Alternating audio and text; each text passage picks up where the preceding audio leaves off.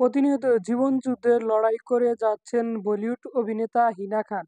লড়াইটা তার অন্তিকে ক্যান্সারের সাথে স্তনায়ুতে ক্যান্সার আক্রমণ অন্তিকে জম্মু অন্তিকে কাশ্মীরের লাহোরের অন্তিকে অভিনেত্রী দীর্ঘদিন ধরে এই অন্তিকে চলছে তার অন্তিকে চিকিৎসা দেওয়া হয়েছে কেমোথেরাপি, কিন্তু বিষয়টি নিয়ে কিছু আগে সময় থেকে গণমাধ্যম করেছিল আরেক অভিনেত্রী রোজালি।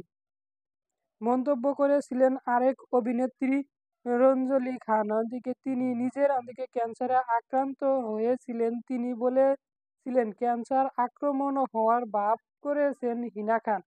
প্রচারে আলোয় অন্যদিকে থাকতেই অন্যদিকে নাকি বিগ বস অন্যদিকে খ্যাত অভিনেত্রী ক্যান্সারে আক্রান্ত হওয়ার দান করেছে। এই দাবি অন্যদিকে করার পরেও হিনা পরিবারের বন্ধুত্বের পক্ষ থেকেই খুনের অন্যদিকে হুমকি পাচ্ছে রঞ্জিলা। এর সঙ্গে অন্যদিকে সাক্ষাৎকারে রঞ্জিলা বলেন, আমার